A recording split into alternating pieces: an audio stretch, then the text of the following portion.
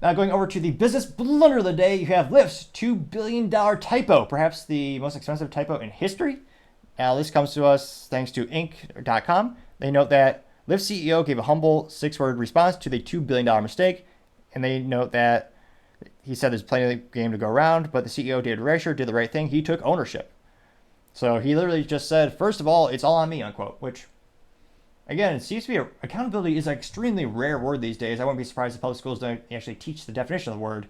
Well, it's also quite concerning in public schools in general, but nevertheless, it is becoming a more and more rare word to see. Now, it looks like that was his response when he had an interview with Bloomberg when they were asking about what are they calling the $2 billion typo. Lyft was forced to issue a major correction to a press release announcing that the 2024 earnings margin outlook was expected to expand by 500 base points instead of the accurate 50 base points, which, yeah, that is a huge, huge, huge typo.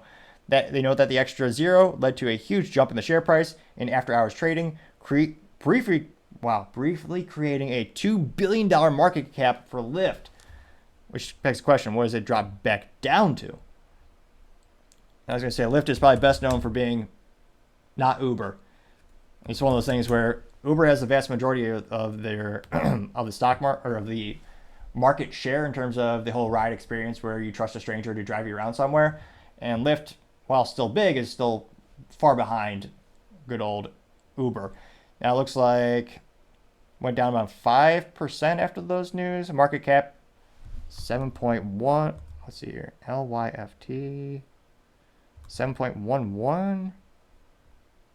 Really, LYFT. Oh,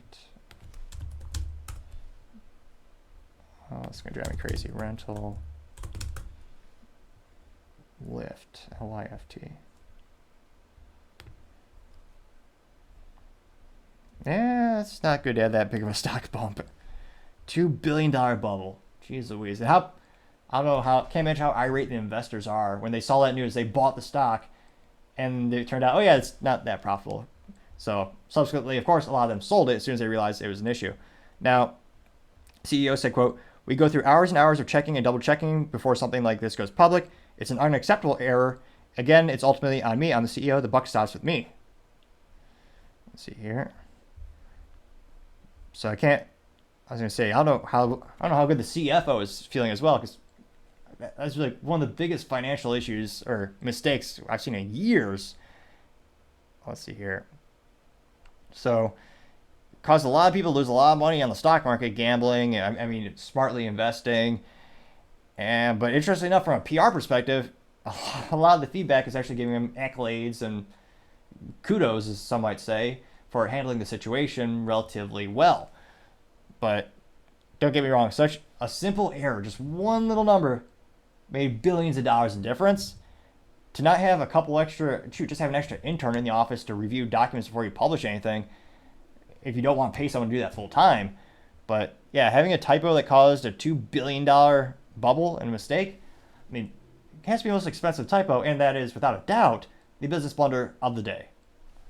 Thank you, everyone, for taking the time to tune in. Again, we're trying to get to 4,000 subscribers by the end of February, so if you click that button, greatly appreciate it. Also, sharing the video, leaving a comment or up thumb or thumb down is a great way to give me some additional feedback, letting me know how I can make the show better and better. Lastly, don't forget to take the time to tell your family, tell your friends, tell your coworkers, heck, tell your enemies, tell anyone and everyone. Just stay safe and fight the good fight.